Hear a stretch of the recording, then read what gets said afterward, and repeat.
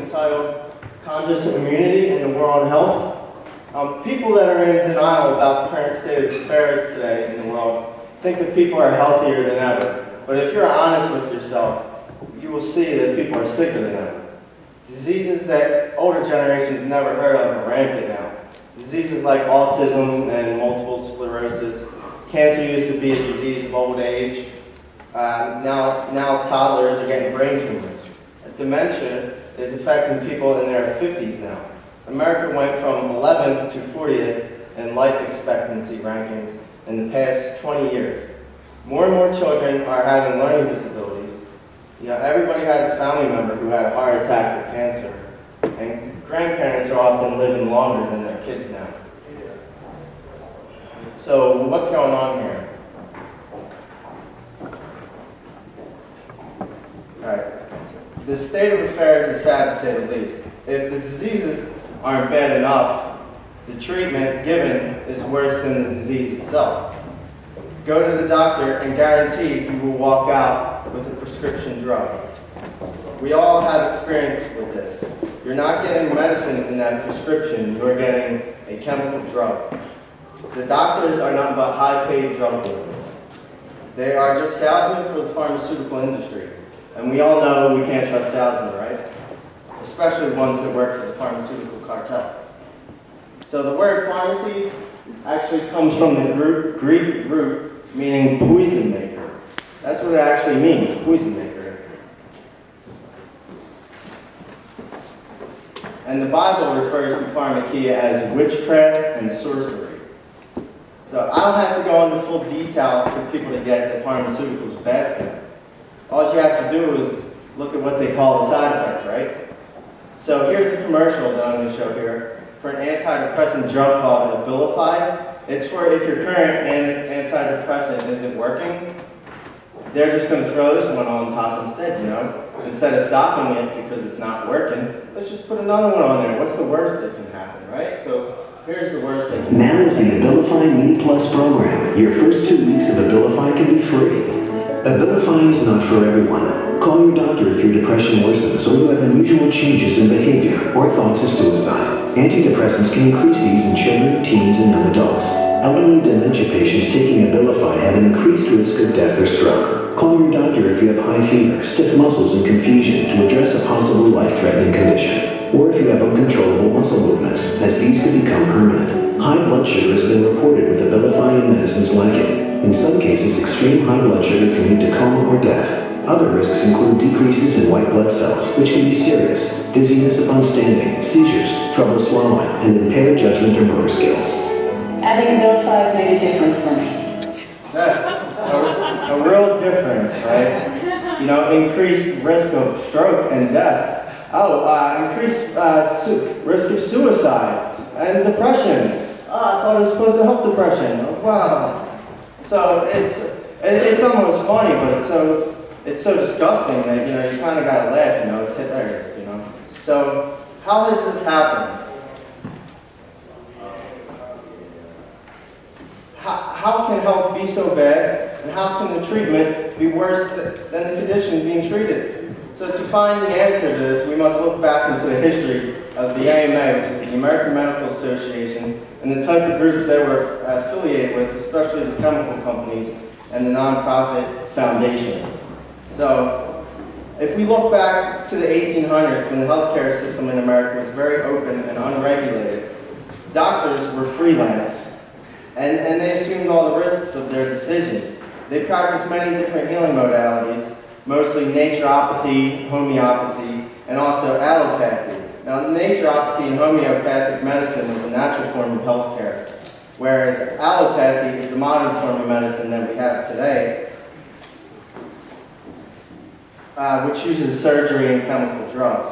The allopaths and the chemical industry behind them wanted a complete monopoly on the market, so they devised a plan. This is where the American Medical Association comes in. The allopathic doctors were outnumbered by the natural doctors by at least 2 to 1. So the allopaths needed to get organized. From its creation in 1897, The AMA made allopathy its chosen form of medicine, which means the practice of surgery and chemical medications. The AMA's major objective was to acquire a total monopoly on medicine and wipe out any competition, especially those practicing natural medicine. Then, and to help fulfill this task and capitalize on this opportunity, was none other than John D. Rockefeller himself, one of the richest men and families in the world due to the ownership and the monopoly of Standard Oil. He saw an opportunity to acquire even more wealth and power in the healthcare business than he had in his oil monopoly. Rockefeller, with the help of Wall Street man Jacob Schiff and his right-hand man Frederick Gates, devised a plan to take over the entire medical system. They knew in order to take control of the doctors and the hospitals, you have to take control of the schools. In order to take control of the schools, you have to get on the board of trustees. This way, everyone comes out of the school system working directly for the allopathic chemical drug industry. To get onto the board of trustees, they use the so-called tax-exempt charitable foundations, like the Rockefeller, Carnegie, and Ford foundations. See J.P. Morgan there; he was involved too, the central banker. They would donate large sums of cash in the name of philanthropy, but nothing was ever given without something in return. In return was several seats on the board of trustees. So, in 1910, the AMA released what is called the Flexner Report, and which set forth a set of complex requirements for the medical schools. Through sitting on the boards of the schools and enforcing these Flexner requirements is how Rockefeller and the AMA took over the school system. During the enforcement of the Flexner requirements, medical schools went from 650 in number to only 50. They wiped out all the other schools who wouldn't go along with their requirements. So now everybody must get a license to practice medicine.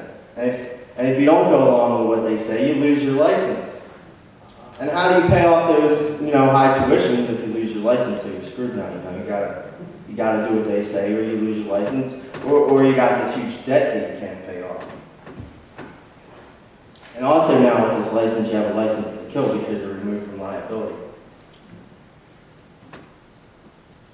Another important thing to point out here is Rockefeller's connection to the chemical conglomerate IG Farben. They had made cartel agreements in the early 1900s, during the same time that the AMA took over the medical system. IG Farben was an international cartel centered in Germany that dominated the chemical and drug industries. And also, here are some other people who made cartel agreements with the IG Farben cartel. We had Shell, Dow, DuPont, Ford Motor Company. And another important thing here is to note is Alcoa.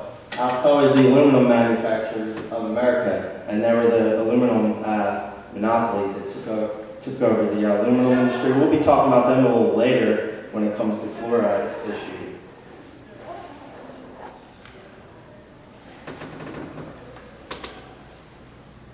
Okay, so IG Farben comes from German, means the chemical cartel. IG means cartel, community of interest is what it means, meaning cartel. And then Farben means dyestuffs, which now means chemicals in the modern way of thinking about it. So a cartel agreement is an agreement among industry leaders to not be competition to each other while wiping out all the other competition. Farben produced chemicals, drugs, and munitions, as well as having many ties with major industries that I just showed you a picture of. The basic ingredients for almost all chemicals is coal tar and crude oil. Thus you get the Rockefeller connection with Standard Oil. From the beginning, Farben had its roots seated in the international banking structure. The rise of Hitler and the Nazis was funded by IG Farben and their other cartel associates like Rockefeller and Ford. IG Farben operated and owned many of the Nazi concentration camps, including Auschwitz. They used them for their slave labor to perform experiments and to carry out their eugenics plans. So now we'll talk a little bit about eugenics here. Nazi eugenics programs were actually influenced by the American eugenics movement of the early 1900s. And a lot of people forget about this, but in the early 1900s, the American eugenics movement was very open and it was just a popular thing at that time. And now people don't even realize that. Funders of the American eugenics movement were the foundations like Carnegie, Rockefeller, Carnegie, Harriman, and Ford. These are the same people that made these cartel agreements with I.G. Farben. They did things like euthanasia and forced sterilization. Euthanasia is mercy killing. It was based on the belief that there are inferior parts of society that need to be removed from existence. The eugenics movement is claimed to be ended. Propaganda has conditioned people to think that if anyone speaks of this, that they're a conspiracy theorist, a crazy one, Eugenics most certainly has not ended, and I'm here to prove that. The technique to carrying out the goals of eugenics has just changed to become more pervasive, persuasive, and secretive. And pervasive meaning existing in or spreading through every part of something. So here's some quotes from people who push this eugenics agenda. The UN Population Division says, what would it take to accelerate fertility decline in the least developed countries? Microsoft's Bill Gates says, the world today has 6.8 billion people. That's heading up to 9 billion. Now, if we do a really great job on new vaccines, healthcare, and reproductive health services, we could lower that by perhaps 10 to 15%. Great. Ted Turner, he's even crazier. A total world population of 250 to 300 million people would be ideal. This is a 95% decline. Whoa. And Paul Ehrlich, he was the Secretary of Defense. The first task is population control at home. How do we go about it? One plan often mentioned involves the addition of temporary sterlings to water supplies and staple foods. Very important. Here's the Georgia Guidelines. Maintain humanity under 500 million, which is about a 95% decrease in the current population. Important thing to note here is what's known as the Kissinger Report.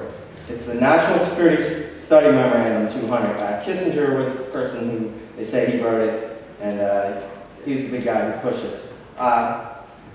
He wrote it in '74, and it was immediately classified under executive order until 1989. It's entitled Implications of Worldwide Population Growth for U.S. Security and Overseas Interests. It states, here's some quotes here, some separate quotes that I just took out of this document. Development of a worldwide political and popular commitment to population stabilization is fundamental. However, if future numbers are to be kept within reasonable bounds, it is urgent that measures to reduce fertility be started and made effective in the 70s and 80s. There is no single approach which will solve the population problem. The complex social and economic factors involved call for comprehensive strategy with both bilateral and multilateral elements. And here's another one. Food is another of special concern in any population strategy. Gotta remember that. The Kissinger Report called for a global population control strategy. Groups like the Club of Rome, the World Bank, and the United Nations are now joining in with this eugenics movement. Eugenics has become global. The Club of Rome is a global think tank that discusses population issues. The UN has groups like the UN Population Council to help with its Millennium Development Goals, and started an action plan called Agenda 21. If you guys don't know about Agenda 21, check it out. It focuses specifically on population control on a global scale. The World Bank has also joined in supporting these Millennium Development Goals. So anybody that doesn't understand population control, I just want to break down. There's basically two forms of population control. The first is controlling the energies of the people who currently exist within the population. It's to control their actions and resources by a group of archonic rulers. By manipulating their consciousness through education, media, culture, food, and drugs, this goal is achieved. And then the other form is eugenics, which focuses on fertility control, population growth, and also eliminating current inferior or undesirable classes of the population. Eugenics in modern day is carried out through various sources such as additives in food, water, air, medicine, all things essential in sustaining life. And if you want to learn more about what I just talked about there, you can look at the book Murder by Injection by Eustace Mullins. Also, G. Edward Griffin goes into the history of the AMA and World Without Cancer. So, I'm here to sound the siren, to warn people that there is a war going on right now. It is a war on your health, it is a war on you, and it is a war on your consciousness. When we are not conscious of the things around us, we are not aware of them. Therefore, we cannot protect ourselves. We cannot act properly in the environment we are in without having awareness of what is going on around us, without being conscious. The war on our health and consciousness is being carried out by the food we consume, the water, the medicine. Television and education systems are things that trick us into taking these things. The only thing to get someone to go along with something this grave is to literally dumb down a person's consciousness. When a person is purposely dumbed down, they lose connection to the reality around them. And they lose connection to their immune system. The key to health and living disease-free is to create a conscious connection to your immune system.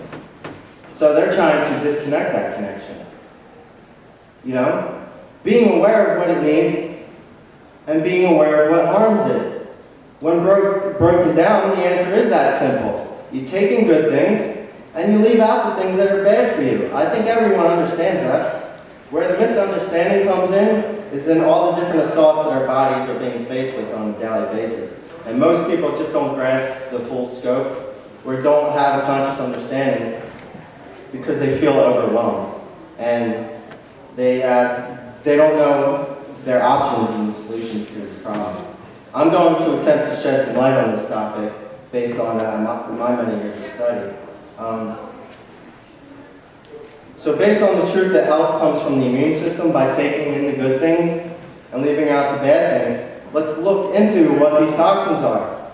What are the poisons that are being used as an assault to our health? Also, at the same time, we can look at some of the solutions. So here is basically a list of some of these things used in the eugenics movement to sterilize us and used as a toxic assault against us. We have things like medical drugs. I'm not going to be able to go into all these things. I'm just going to focus on some of them. We have things like medical drugs. You have medical treatments. You got heavy metals like amalgam fillings in the teeth. If anybody has amalgam fillings, please deal with that first before you really try to focus on other things. That's really important to deal with. We have food additives and all the likes. Pasteurization, radiation, everything. I can't focus on this, so we're going to start with vaccines. So people talk about, they say that vaccines is for the greater good, and that everybody should take vaccines because it's for the greater good. But if you really look into what do they mean by the greater good, what does that mean? And from my understanding, if you understand how the occult works, it means eugenics, the greater good. It's a lot greater for them. So here's the vaccine schedule for kids. Now look at this is what they're giving kids. Look at all these different doses. We got 13 vaccines, 52 doses. This is the recommended schedule by the CDC to give kids to go to school from 0 to 18 years. Now, these 13 different vaccines, they have 52 total doses, but in each one of these vaccines, they're multi-vaccines. They're not just single vaccines, they're multi. So there's as much as 113 vaccines within these vaccines. And then plus you have other viral and bacterial contaminants in this. So these are the vaccine ingredients. We have the cultures of viruses, and then we have the things that are the additives for production. You have things like mercury, which is horrible. You have aluminum, formaldehyde, And you have a whole list there. You have multiple antibiotics and everything, and phenol, and a bunch of things that shouldn't be going into the body. I just think mercury aluminum formaldehyde is just very, very toxic to the brain and just known to cause cancer. And then we have cultures and viruses. The viruses are taken from infected fluids of animals and humans, then are often genetically modified in labs.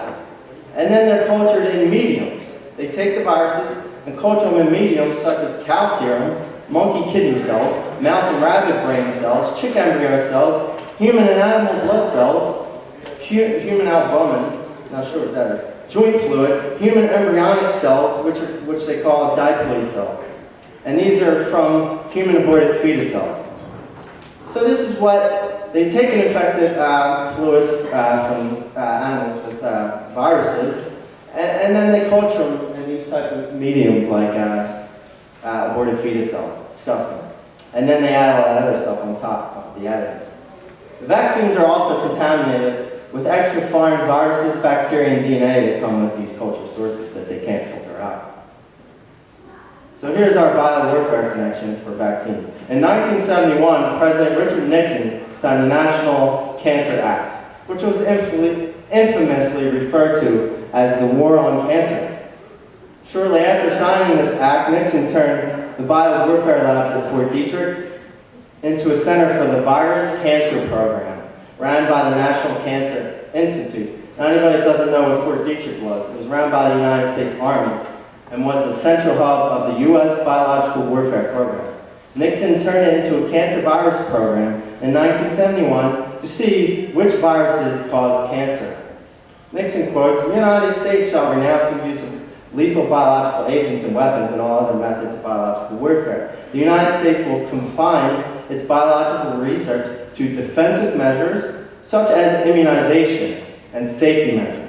Which means biowarfare labs were turned into domestic research labs where they were researching viruses and vaccines to see which ones caused cancer. Just so you know, Fort Detrick was turned into the Frederick Cancer Center. If people don't know what oncogenic viruses are, they're cancer-causing viruses. The theory that cancer can be caused by a virus began in 1908 with experiments using chicken leukemia cells to give chickens cancerous tumors. Since then, many experiments have isolated cancer-causing viruses, proving that certain viruses strains can cause cancer. The supposed miracle vaccines for polio made by Sabin and Salk were found to be contaminated with the SV40 virus, which is a simian virus from African monkeys, which have been found in tumors of people with cancer. And the polio vaccine is all that was propaganda. It actually caused polio epidemics. And if you want to look into that, look into the Cutter incident. It's something that you can, see that it was all BS. Oncogenic slow viruses need the proper environment to cause cancer, such as a weakened immune system and cells which have been irradiated. So when it comes to cancer, they give you chemotherapy, which weakens the immune system. And then they radiate you. So then these oncogenic slow viruses can take over and give you cancer. That's why these chemotherapy and radiation will give you cancer. Viruses can also cause different health effects too. So vaccines can cause a variety of ill health effects caused by the many different toxins are in them, and how it bypasses the natural forms of encountering viruses, through the breathing and through the nose, and the body's developed natural defenses to deal with that. Now they inject it directly into you. Related effects are things like heart attacks, fainting, seizures, chronic inflammation, encephalopathy, which is inflammation of the brain, demyelination of the nerve cells, gut disorders, sudden infant death syndrome, miscarriage, there's your eugenics free, neurodegenerative disorders like Alzheimer's disease, dementia, memory loss, neurological disorders like autism and ADHD, and this is important here. It's the loss of logical ability to make connections mentally, physically, and emotionally. You lose your ability to make connections.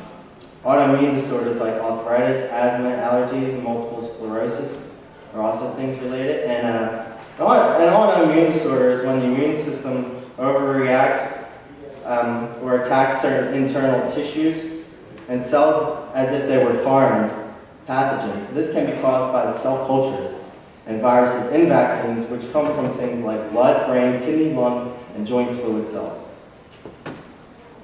Vaccines, they also cause the very things they're supposed to prevent, because that's what's in them. So here's some propaganda for you. You know, go get your flu shots, you know. Here's one. Get vaccinated now, and this one reeks of eugenics. Get the facts. Vaccines save lives. VaccinateYourBaby.org. Look at that. Here's a good one. Not vaccinated, no kisses.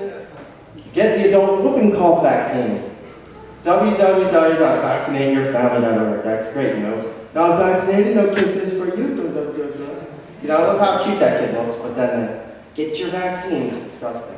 Now, it says here 1 in 110 children is diagnosed with autism, and it's more like 70 or 80 now. That's what they're saying. 1 in about 70 or 80. So in 1986, the National Compensation Act was passed for people who have been injured from vaccines. This was made to look like a good thing. In actuality, it removed vaccine manufacturers, hospitals, and doctors from liability to injuries. The compensation rewarded for injuries is taken from a tax that comes from the sale of the vaccine. So meaning the injured parties are paying for their own compensation, while the people responsible are illegally removed from liability. This all adds up to just saying no by whatever means necessary. Give the schools a letter stating your child doesn't take vaccines based on religious belief. Make sure you give this to them in writing. Support your immune system naturally and allow the body to heal. Use things that help the body rid pathogens like colloidal silver, oil of oregano, garlic, and raw honey. All these things work great. I use all these things, and honestly, I haven't been sick in about 5 years now, since I gave up all this crap. Here's people to look into. Look into Dr. Sherry Tenpenny for this, and Mary Toko. And naturalnews.com is another good source. So we're going to move on. Now we're on the fluoride. So this kid's like, what do you mean fluoride's a poison, you know? I don't know how many people know about the fluoride issue, but they're adding fluoride to municipal waters, saying that it's good for our teeth because it prevents dental cavities. So now it's okay to put a toxic chemical into the water because it's good for your teeth, right? Fluoride is classified as a toxic waste, as you can see here on the insecticide and on the package there. It's labeled toxic because it has to be. The EPA labels fluoride as toxic waste, which means it has to be labeled as toxic. And you see the plane there spraying the pesticides because fluoride is an ingredient in pesticides. Also, it's in toothpaste and mouthwash. You also see the atomic bomb going off there because fluoride was used in the Manhattan Project, and it's used to enrich uranium to make atomic bombs. Shocking. The fluoride toothpaste label in the drug fact section has a warning stating if more than used for brushing is accidentally swallowed, get medical help or contact Poison Control Center right away. This is because it is not naturally occurring fluoride. The fluoride used in drinking water, toothpaste, pesticides, and nuclear bombs is an industrial byproduct from the aluminum and phosphate mining industries. An acid such as sulfuric acid is used to separate aluminum or the phosphate from the other impurities. These impurities are vaporized and released through the smokestacks. Now these products were then released in the atmosphere and it's causing all types of damage to the environment, to the farms, to the livestock, and to the people. So with the resistance from the people, the industry then had to create catchment systems that they call wet scrubbers to try and catch some of the toxic off-gassing. Now natural fluoride mostly occurs in water in very minute amounts. This kind of fluoride is an industrial byproduct known by the chemical names hydrofluorosilicic acid and sodium silicofluoride. It also contains impurities like arsenic, mercury, cadmium, and radioactive particles that don't get filtered out. The radioactive particles come from because these things, they enrich uranium on the same sites, and the radioactive particles are right there. It is against the EPA's regulations to dump hydrofluorosilicic acid into oceans, lakes, or streams. And there's no great way to get rid of these things. So the aluminum industry, Alcoa, the company I mentioned earlier, which has the IG Farben cartel connection, and the U.S. Atomic Bomb Program, the Manhattan Project, devised a plan to dispose of their waste products and make a profit at the same time. Their plan? Put in the drinking water, filter through humans first, and avoid the environmental regulations. A national drinking water campaign then began in 1945, right after World War II, right after this Manhattan Project, because they needed to find a way to get rid of their fluoride waste. So in 1945, a national drinking water campaign started to add this waste product to public drinking water supplies. The propagandist Edward Bernays was hired by the U.S. Health Service to convince the American public that fluoride is now a miracle drug. And if you oppose forced drugging of the water supply, you are now a schizophrenic conspiracy theorist who thinks that it's a communist plot. This was the work of Edward Bernays. Now in 2010, more than 70% of the public drinking water is artificially fluoridated. Countries that ban water fluoridation: China, Austria, Belgium, Finland, Germany, Denmark, Norway, Sweden, Netherlands, Hungary, and Japan. So some people get it in some ways. Cancer rates went up as fluoridation programs were initiated in each city and county. Fluorosilicic acid is extremely acidic. It weakens bones, fractures bones, kills neurons. It accumulates over time in the body in places like the bones, the limbic areas of the brain, the hippocampus, the endocrine systems, the thyroid, and pineal glands. It can cause things like dental fluorosis, skeletal fluorosis. The dental fluorosis, so it's not actually good for the teeth, that's a lie. Skeletal fluorosis, arthritis, kidney disease, lethargy, apathy, loss of cognitive function, dementia, fatigue, depression, brain fog, lower testosterone, fertility, another eugenics connection there. Safety studies have been flawed because the fluoride producers conduct their own studies. And most water does not come in contact with teeth. It's used for things like showering, dishes, clothing, gardening, and cleaning. So it doesn't make much sense, right, to put it in the water. So we need to use the avoidance method on this one. Avoid sources of fluoride as much as you can to lessen your body burden. The less accumulation, the less symptoms you experience. Sources of fluoride are pesticides, store-bought teas, instant tea, processed food, all the food that's been irrigated, fluoridated, municipal water, store-bought drinks, fluoride toothpaste, mouthwash, medical drugs, Teflon pans, the non-stick pans. And also, this one's real insidious, infant water with fluoride added. Watch out for that one. Solutions, purify your water, drink distilled water, grow your own food, connect with farmers, eat foods that don't come in packages, and use natural toothpaste and stuff that don't have fluoride in it. And investigate on your own and teach other people about this. We can organize and create a resistance to this. Go to fluoridealert.org for more of this. The Hidden Agenda, look up a video on YouTube called The Hidden Agenda by Dr. Stanley Monteith. That's a great one. There's other things here, but I'm going to move on. Now, we're going to move on to aspartame. This is a good one. Aspartame is an artificial sweetener that is 200 times sweeter than sugar. It is used in diet drinks and food, tabletop sweeteners like NutraSweet and Equal, chewing gum, products marketed as no sugar. Also goes by the name AminoSweet and Neotame. So in the search for something low calorie, we now have artificial sweeteners that have become more of a health threat than the sugar it replaces. Now, aspartame has a very dark history of bribes, cover-ups, and falsified studies. I don't have time to go into the whole history, but we'll talk a little bit about it. G.D. Searle is the company that created aspartame in 1965. Aspartame was originally approved for use in dry foods in 1974 based on falsified studies conducted by G.D. Searle. In 1980, it was taken off the market by the FDA's Public Board of Inquiry. They found that G.D. Searle falsified their studies and that aspartame caused brain tumors. So after it was approved, they took it off because they were falsifying their studies. There goes Rumsfeld. Look how sweet Donald Rumsfeld looks.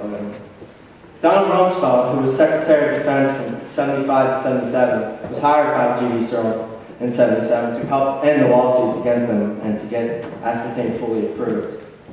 2 attorneys that were assigned to an FDA task force to prosecute G.D. Searle in court for falsifying safety studies were then hired by G.D. Searle. They were essentially offered a high-paying job to drop the charges. So one was supposed to prosecute them, they were hired by G.D. Searle. The next one come in, they were hired by G.D. Searle. Then in 1981, Ronald Reagan becomes president and put an executive order making it impossible for anyone in the FDA to prosecute G.D. Searle. Also in 1981, Donald Rumsfeld was part of Ronald Reagan's transition team. So they assigned an FDA commissioner called Arthur Hull Hayes. Hayes immediately reapproved aspartame in use in dry foods in 81. He then approved it in beverages in 1981, so we just overruled all that and just put it back on the market again after it was taken off.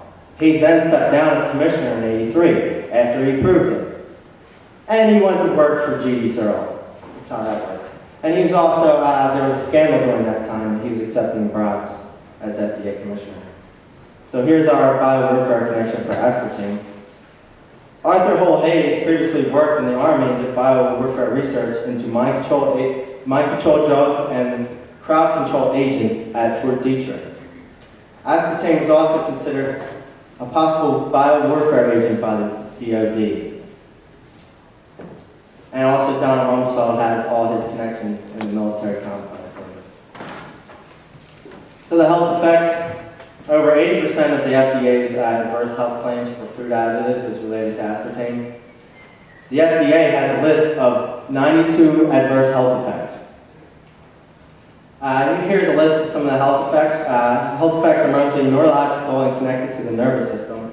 We have things like headaches, seizures, fainting, tremors, dizziness, memory loss, brain fog, learning disorders, Alzheimer's, nerve cell death, inflammation, lethargy, bleeding of the eyes, brain tumors, fatigue, lower fertility, kidney disease, weight gain. You know, people take it to lose weight, but it actually causes weight gain because it's a toxin in the body that stores it in the cells.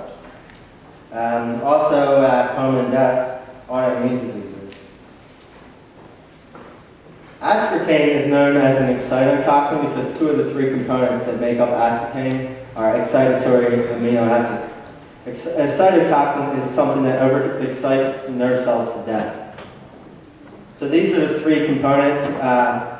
2 of them are excitatory amino acids, the phenylalanine and aspartic acid. And then the other one is the methyl ester, which is methanol or wood alcohol.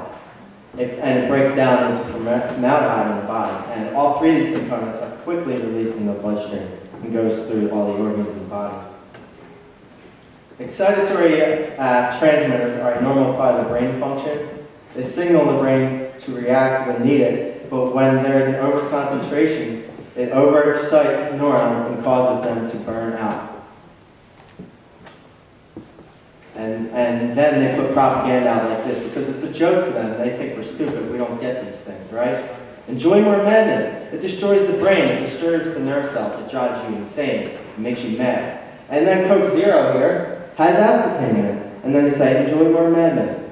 They want you to think it's March Madness, but I'm drinking the aspartame-laden Coca-Cola Diet Cokes. The top 10 worst sources of aspartame, things like diet sodas, chewing gum, flavored water, tabletop sweeteners, sugar-free products, drink powders, cooking sauces. It's also in children's medicines and cereals, yogurts. So watch out for them in these sources. And you can look into Dr. Russell Blaylock and Betty Martini on this. You can watch the movie Sweet Misery, Poison World. You can see that on YouTube. And we're going to move on to the next thing. Now we have MSG. Monosodium glutamate, which is a flavor enhancer, contains high amounts of the free-form amino acid glutamate, which is an excitotoxin. It has a lot of the same effects as aspartame because they're both excitotoxins, namely neurological and nervous system related symptoms. When the amino acid glutamic acid is in its natural form in food, it is bound to a variety of other amino acids, which makes a protein. The glutamic acid added to foods to enhance the flavor is in a concentrated free form, which is not bound to the other amino acids. This in turn floods the blood and neurons with excessive amounts of excitatory neurotransmitters, in turn exciting and killing the overstimulated cells. And there are glutamate receptors throughout the body, including the brain, heart, lungs, reproductive organs, and digestive tract, which can cause a range of health effects. Here's our biowarfare connection for MSG. The military found that food rations with MSG added to it during World War II tasted better. The Japanese were originally the ones using aspartame, and they were adding it to the military's food, so they would eat the slop that they were giving them. Then in 1948, a symposium, a meeting was held by the U.S. Armed Forces, seated by the chief quartermaster, is what they call him, the chief quartermaster of the Armed Forces, invited all the major food producers and introduced them to the use of glutamic acid as a flavor enhancer because it stimulates the receptors that are associated with taste. So the Armed Forces got all the food industries together and told them to start putting this in their food, and then it all started being put in the food. So there's your military connection there.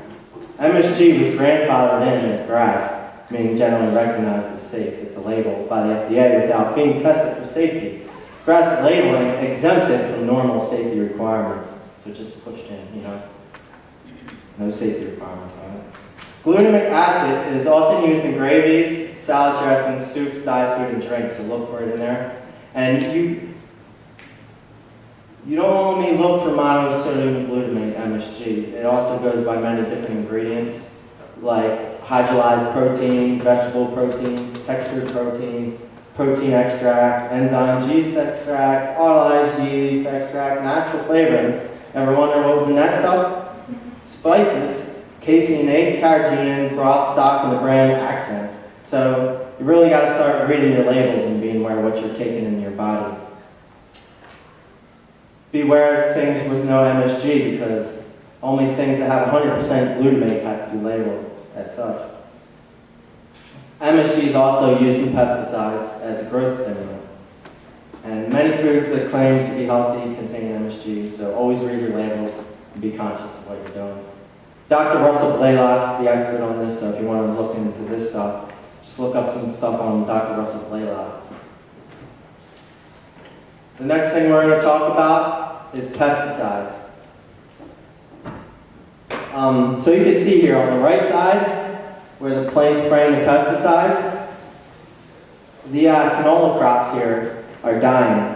And then the left side, someone did an experiment here and they sprayed the half with the pesticides with the atrazine, right? And the left without it. Now you see the one on the right, it's dying. And that sign there on the bottom right, it says danger, pesticides, keep out. You gotta stay away, but it's okay to eat it on your food and ingest it. But you gotta stay away from it, right? Because they'll be liable at that point until it's in your food and then you're not liable anymore. They can't get caught at that point.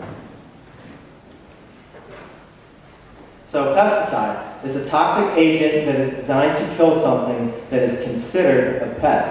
The pest can range anywhere from plants to insects, animals, and even humans. Examples are these herbicides. Pesticide means to kill, right? So you have herbicides, insecticides, fungicides, homicides, and genocides. I know the last two are kind of funny, but it's true.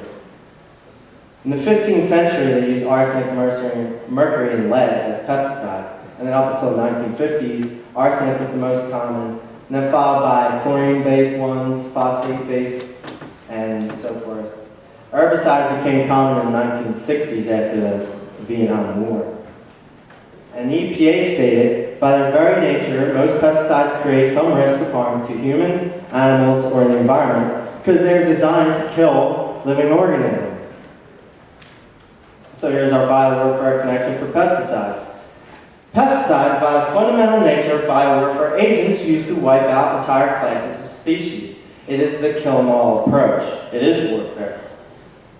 And so here are a few examples of how they were used in warfare. Phosphate-based pesticides were used in World War I as nerve agents.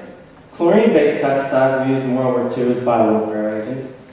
The herbicide Agent Orange was used during the Vietnam War in a chemical warfare program called Operation Ranch Hand, You could look that up. DDT was an insecticide used during World War II on soldiers to prevent disease. Now they say it was to prevent disease, but they do all types of experiments on soldiers, so they used DDT on the soldiers. The use of these agents in the war led to their widespread use after the war. This is when they really started using these things widespread. So another thing, they were brought in by the military. Agent Orange spray was used to force people out of rural areas and urban centers in Vietnam where food supplies were controlled by the U.S. So then these people would eat their tainted food supplies. It is estimated destroying 25 million acres of agriculture, killing 400,000 people, and is related to 500,000 birth defects. And now this is what they spray on food. DDT, an organochloride, was found in 1960 to prevent birds from reproducing. So it was banned, except for the use in developing countries like Africa, and they spray on interior homes, on the walls inside people's houses in Africa. So that reeks of eugenics right there. It prevents birds from reproducing, ultimately prevents people from reproducing, but then they go to Africa and spray it on the walls. Sick. The widely used pesticide atrazine is an endocrine disruptor, aka hormone disruptor, which interferes with hormones like testosterone and estrogen. It has been found to turn male frogs into hermaphrodites and cause infertility, which means they're turning the males into females. Some of the health effects related to pesticides are things like infertility, birth defects, brain damage, cancer, nervous system, immune system, and endocrine system disorders, which can range from all types of things. Pesticides aren't only used on crops, they're used on forests, lawns, gardens, parks, golf courses, highways, near electric lines, in people's homes. Humans use them, animals use them on animals and in schools. Bug spray, flea collars, and dandruff shampoo are also forms of pesticides. So some solutions: growing your own food, meeting like-minded farmers, eating organic, and creating a toxic-free home. Free from harmful pesticides, then they can, avoiding these things can significantly improve your health. Learn natural alternatives to pest control, which does not employ a kill-em-all approach, which will most likely get more. When you do the kill-em-all approach, you always get more of what you're trying to kill. This is what happens. A book you could read is Chemical Free Kids, and you could go to Mercola.com, and he has a lot of information on pesticides. So on the right side here, spray with pesticides, and you see the crops there is dying. So what do they do now because the crops are dying from their pesticides? They bring in GMOs. They genetically modify the seeds. Genetically modified organisms. This is the mixing of genes from one species into another that normally don't go together. Crops are being genetically modified to be resistant to the harmful effects of pesticides. They're also being engineered to produce their own pesticides directly from inside the crop. This is done by swapping genes of pesticides with the genes of seeds. The virus and bacteria are used to insert these foreign genes because virus and bacteria are able to invade cells. That's the role of virus and bacteria: invade and reproduce. This is what they do. These viruses and bacterial strains, along with the genes of pesticides, then get ingested by humans and animals when they eat these GMO-containing foods like corn or soy. And then when we ingest them, our bodies intake it, then the virus and bacteria invade our own cells, and we literally become pesticide factories from in our stomachs. The body can react to GMO food and attack it, and then we get inflammatory reactions in the gut. Many people now have digestive issues and food allergies because of it. GMOs can cause chronic inflammation. It can lead to autoimmune diseases like heart disease and multiple allergies. It can cause infertility, birth defects, miscarriages, higher infant mortality, so there's your genetics connection again. Leaky gut leading to toxic blood, organs, leading to toxic blood in organs, cancer, tumors, and death. In '92, the FDA made a policy that GMOs are not significantly different than non-GMO food. Therefore, it doesn't have to be regulated or labeled. The person in charge of FDA at that time was Michael Taylor, which was a former attorney and vice president for Monsanto, who was one of the major food producers. In '98, a lawsuit against FDA challenging the safety of GMOs brought out 44,000 pages of internal memos that showed it was different and that it's very dangerous. Monsanto and the FDA is one huge revolving door. They're practically the same company. A person who works for Monsanto then goes to work for the FDA and back to Monsanto and so forth. This is how corporations and government create monopolies on the market. So there's no difference between corporations and government. They're one and the same. Government is just one big corporation. So Jeffrey Smith quotes, "The biotech companies do their own research and safety studies. They use the wrong control group, the wrong detection method, the wrong statistics, and the trials are so short they can never identify things like cancer, reproductive disorders, and birth defects. They have gotten bad science down to a science." Since GM crops are made to be pesticide resistant, indiscriminate spraying to carpet bomb whole areas with pesticides is carried out, similar to how the US carpet bombed Vietnam with Agent Orange. It is just another example of the kill 'em all mentality. Genetically modified food does not have to be labeled, so now instead of looking for food with GMO labels, you have to look for things that say non-GMO or organic. This is an obvious sign of treason against the people. More proof of treason is that natural seeds were not able to be patented. Now once they're genetically modified, now they're able to be patented, and now they create a monopoly on food. Total control.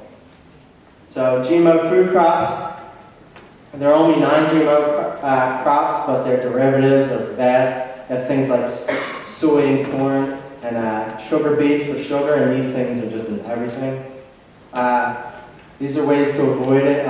Watch the movie Future of Food, or the movie The World According to Monsanto, or look into Jeffrey Smith.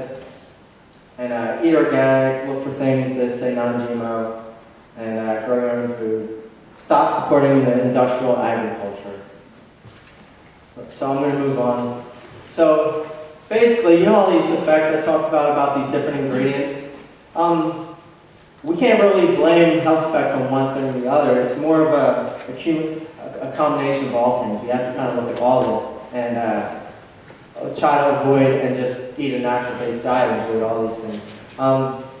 Really what all these things are doing is that it's destroying the cell's ability to create connections amongst each other. It's destroying the ability of cells to create synaptic connections. Now cells, they can't make connections anymore.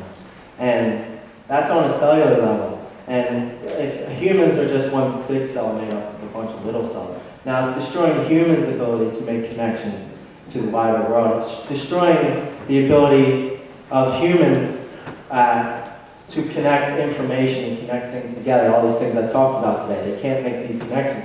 Humans can't make connections to the other humans anymore. We're all divided now.